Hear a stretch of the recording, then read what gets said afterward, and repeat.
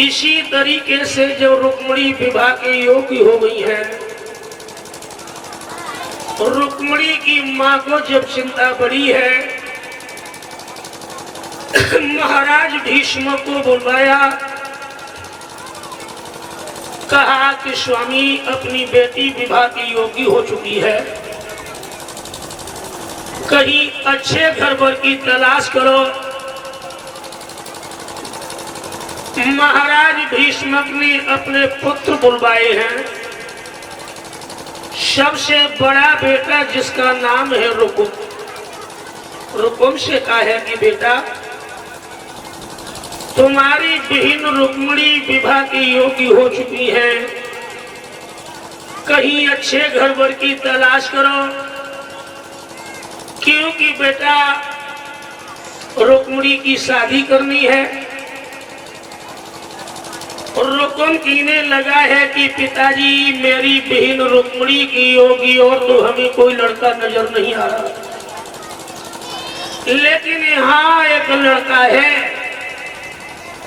चंदेरी का राजा शिशुपाल, वो रिश्ते में मेरा साला लगता है। महाराज भीष्म कहने लगे ही कि रुकुम तुम बराबरी के हो चुके, मैं तो ये समझ रहा था कि तुम बड़े होशियार होगे, उसकी बहन तुम्हारे लिए और तुम अपनी बहन उसे देने के लिए जा रहे हो। रुकुम कहने लगा पिताजी जब उसने अपनी बहन हमें दे दी और हम अपनी बहन उसे दे देंगे तो क्या बराबर ही तो हो जाएंगे।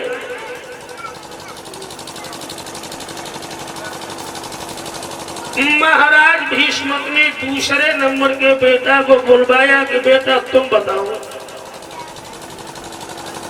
तुम्हारी नजर में कौन आ रहा है। दूसरे नंबर का बेटा कहने लगा कि पिताजी मेरी नजर में मगध का राजा जरासंध।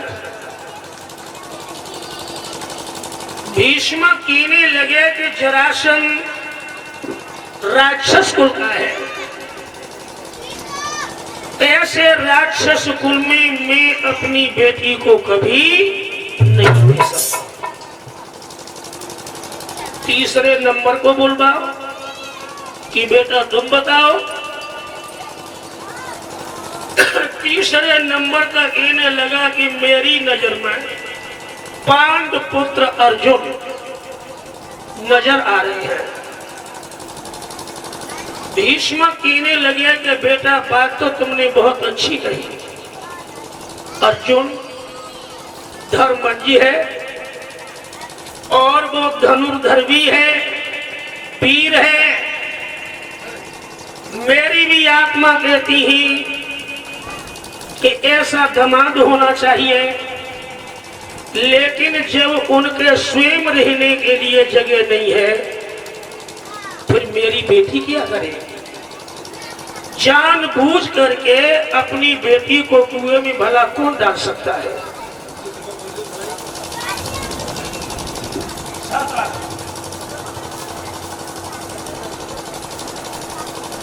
जानबूझ करके अपनी बेटी को मैं किस तरह से कुएं में डाल दूं। जो पांडव मारे मारे फिर रहे हैं, स्वयं रहने के लिए ठिकाना नहीं। चौथे नंबर वाले से कहा कि बेटा तुम बताओ। चौथे नंबर वालों बोलो कि पिताजी मेरी नजर में हस्तिनापुर नरेश दुर्योधन। भीष्म कहने लगे कि दुर्योधन राजा है, ये बात मैं मानता हूं, लेकिन वो अन्यायी है, अधर्मी है, आताताई है, जिसने दूसरे के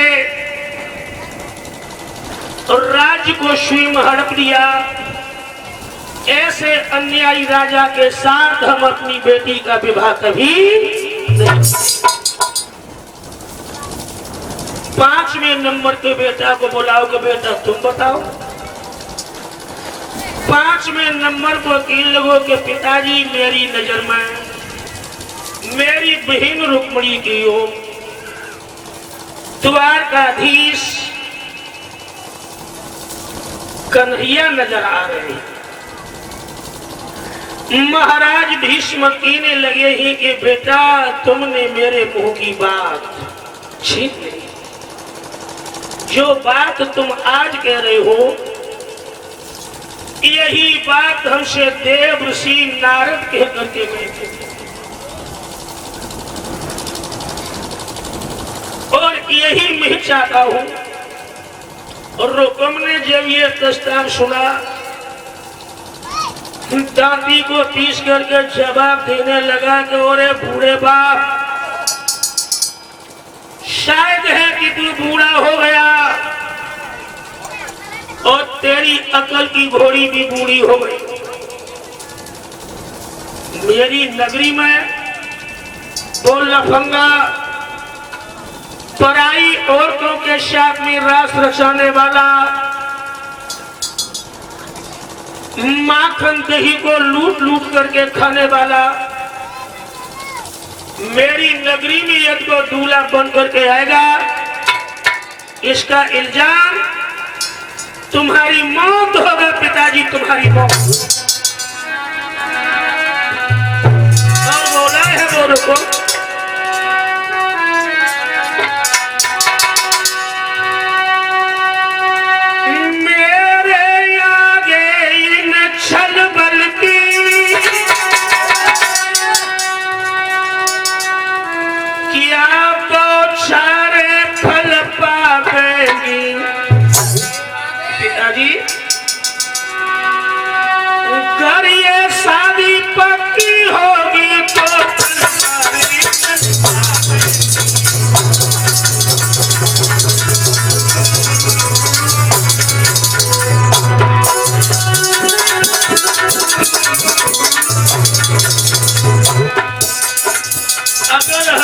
नगरी में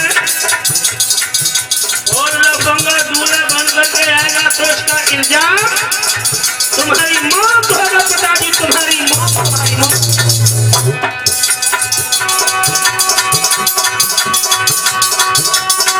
करिए शादी पक्की होगी तो तलवारी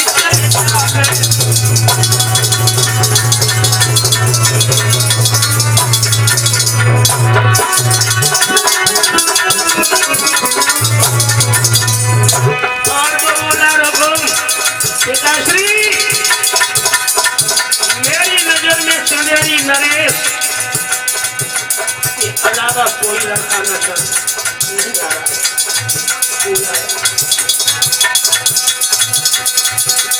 बबुला करो फिक्रिया दूरी के दूल्हा सालों बनिया। बबुला करो फिक्रिया दूरी के दूल्हा सालों बनिया।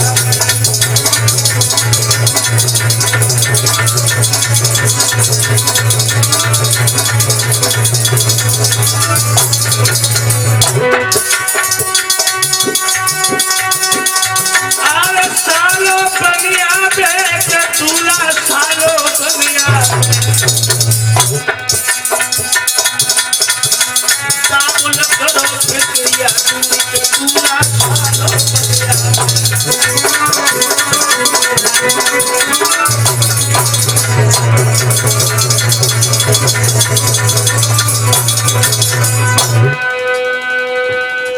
और कहा कि अगर शिषपाल के अलावा और कोई दूल्हा बनकर के नगरी में आता है तो पिताजी ये बात कान खोल के सुन लो कि खून की नदियां बह जाएंगी। बराबरी का लड़का हो चुका था। रुकुम के आगे उस बूढ़े बाप की एक भी नहीं चल सकी। श्रोता बंधुओं, रुक्मणी को जब ये बात मालूम पड़ी कि मेरा भैया अपने साले के साथ मेरी शादी कर रहा है। और रुक्मणी ने कहा कि भैया पिताजी के बीच में आप नींव की दीवार मत बनो। पिताजी ने जो निर्णय लिया है वो अच्छा लिया है। एक बात बताओ भैया, मैं तुम्हारे साले की दुल्हन बनकर के चदेरी में कैसे जाऊंगी? अपनी भाभी की मैया को जाकर के मैं सासुरिया कैसे बनाऊंगी? तुम ही बताओ भैया। आगे बढ़ा रुकुम और रुक्मणी के गाल में ताली से तमाचा दिया। भैया मेरे सामने तेरी इतनी हिम्मत? और रुक्मणी कहने लगी है कि भैया तुमने मेरा तमाचा मार दिया, मेरे सर को काट दो, गेंद की तरह से उड़ा दो, लेकिन मैं तुम्हारे साले की दुल्हन कभी नहीं बनूं, कभी। रुक्मणी जाकर के महलों में गिर पड़ी है। इधर रुकुम ने नाई ब्राह्मण को बुलवाया, शिष्टाचार के लिए चिट्ठी लिखी है। अत्र कुशलम तत्रस्तु, मेरे होने वाले जीजा जी, अभी तक तो हम आपके जीजा थे, लेकिन अब आप हमारे जीजा होने के लिए जा रहे हो, हम और आप बराबर होने के लिए जा रहे हैं। मैं अपनी बहन रुक्मणी का टीका लगन आपके लिए भेज रहा हूं।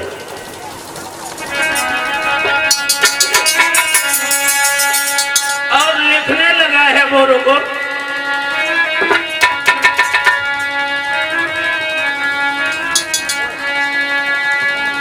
अरे सीधी सीधी सबलाई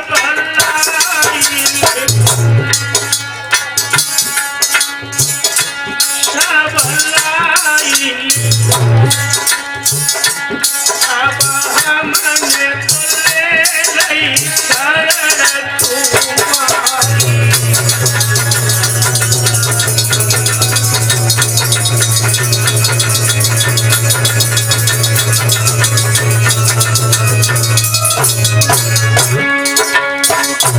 और लिखने लगा है वो रुको,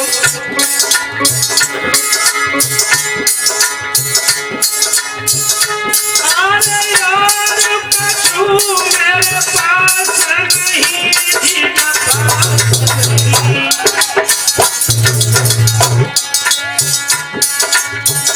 मेरे पास नहीं, एक रूपी मेरी तेरा शरण तुम्हारी।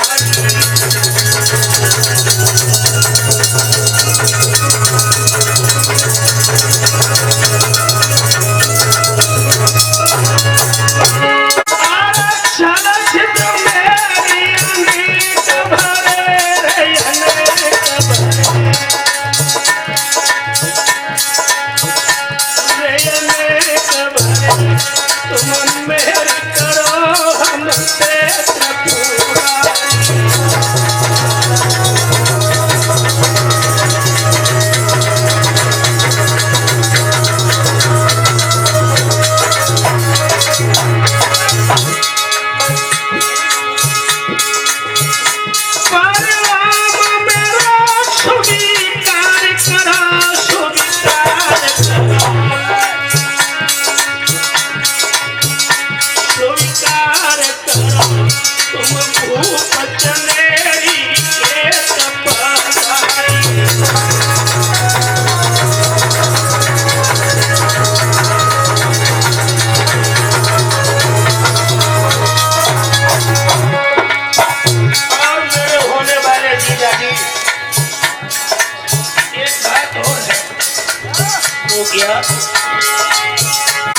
होशियारी से दूल्हा बने दूल्हा,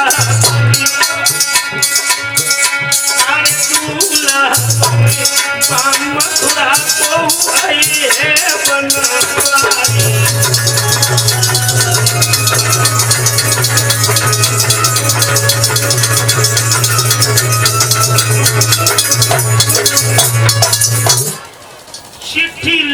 के रुकुम ने नाई और ब्राह्मण के हाथ में दे दी है। अब नाई ब्राह्मण टीका लगन की सामग्री चिट्ठी लेकर के जब चले हैं, चंदेरी में शिषपाल के यहाँ पहुंचे ही सभा लगी है। नाई ब्राह्मण ने वो चिट्ठी लेकर के जब गद्दी पर पहुंचा दी, शिषपाल ने चिट्ठी को पढ़ा, ओठों पर मुस्कुराहट थिरक रही, कहने लगा है कि भगवान मेरे जैसे बहनोई साहिबे के सबका हुक्म है। लेकिन मंत्री की गर्दन बिहनाव नीचे की ओर झुक गई है। शिषपाल कहने लगा कि मंत्री तुम उदास क्यों हो गए? मंत्री की लगो है कि महाराज बहनोई साहब की बहन आपके लिए तो देवी के समान हुई और आप उसके साथ में शादी करने के लिए जा रहे हो, तो बड़ा इससे बड़ा अन्याय और क्या हो सकता है?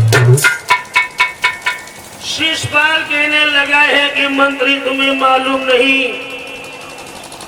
मेरे बहनोई शाह की बहन रुक्मणी इतनी खूबसूरत है कि मेरे आंगन में आकर के उजाला ही उजाला हो जाएगा।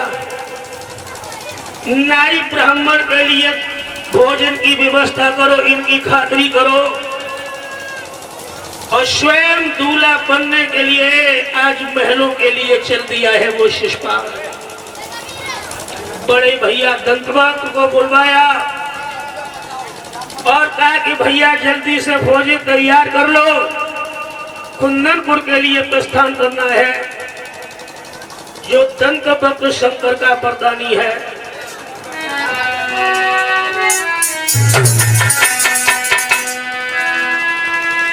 आरे दंतवक्र तो सजियो रे नए शंका पाके,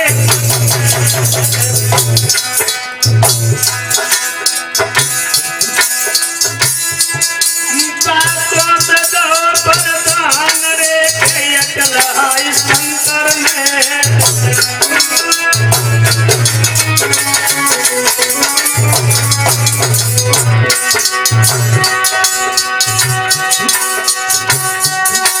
महाराज भूपनी फौज सजाए और करना बनवे के कारण हो जाए। और अपनी भाभी से बोलो,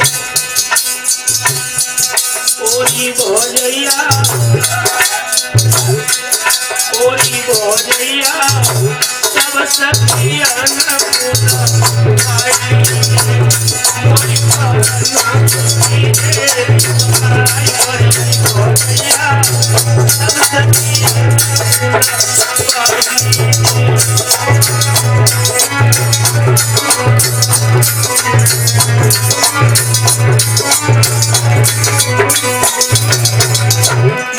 दूल्हा तो दिए बनाए बड़ी भौजैया सब सखिया न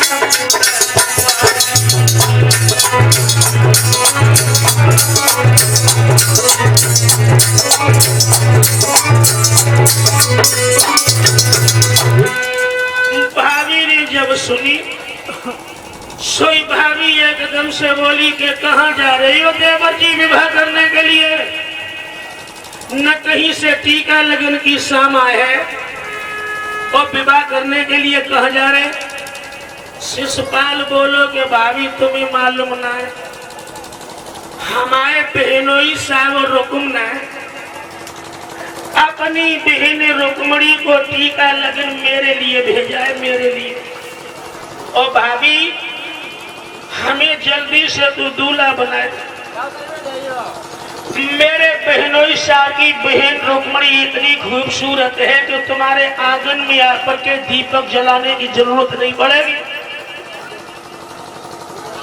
भाभी कहने लगी है, देवर जी खोपड़ी तो ठीक है। शिषपाल दादी को पीस कर कहने लगा, भाभी या दोहरी दूल्हा बना न अब तेरी भाभी आ जाएंगे।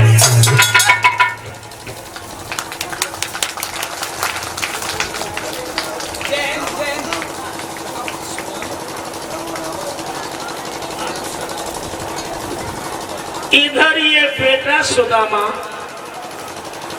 माला डाल करके सम्मान कर रहे हैं। ये रामविलास जी के नाती है। भगवान इस बालक को दीर्घ आयु प्रदान करे ऐसी हमारी शुभ एवं इनके समस्त परिवार के प्रति है।